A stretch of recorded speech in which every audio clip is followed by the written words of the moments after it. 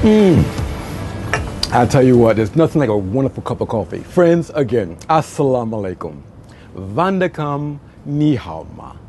I'm hoping you all are having a wonderful beginning of your day or end of your day or afternoon, whichever time you're viewing this. As I mentioned at the close of our last program, today, as we continue with our fishing theme, we're talking about catch and release or catch and hold. Now, if you recall last time, we had the right bait. We'd already practiced. We went out on a Tuesday. We're talking to the people. We're knocking on doors.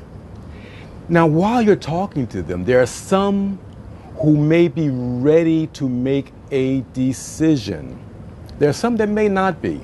For those who you find that their hearts are leaning in that direction to make a decision to accept Christianity as is presented by Christians,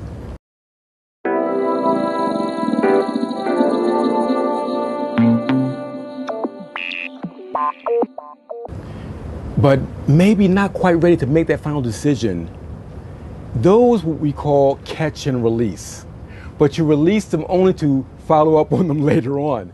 So you let them know, say, look, is it okay if I keep in touch with you? Can I have your telephone number? Of course, during those days, we didn't have hand phones. They do now. So it's a lot easier to follow up on people.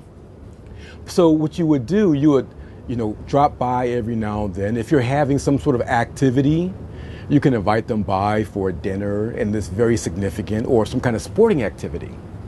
Now, for those we call catch and hold, those are the ones who said, yes, I'm ready to change my life. Yes, I want to repent of my sins and embrace Christianity, so to speak.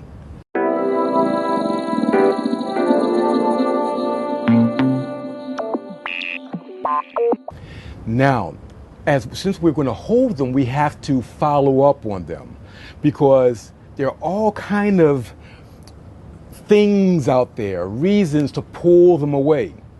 So we make sure that after 24 hours, we would follow up on them, call them, see how they're doing. Are they still excited about the decision they've made?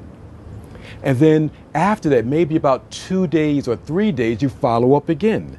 Say, look, I'd like to get with you to talk to you about, and share with you how to pray and how to grow as a Christian. Because you don't want to leave that fish out there all alone because there are sharks.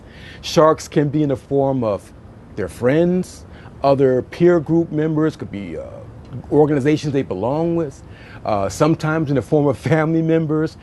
But a shark's job is to eat away at that which they have embraced.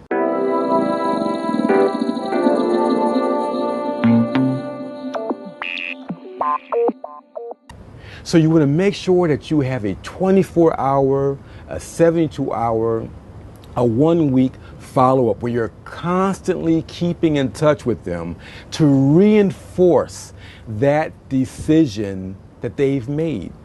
And during the same time period, for those you've catched and released, you want to follow up with them as well.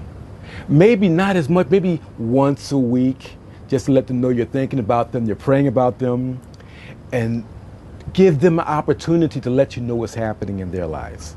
So there you have it. You have catch and release for those, and release for those who are not ready, and catch and hold that those you'll follow up on to help them to grow in that decision process they've made.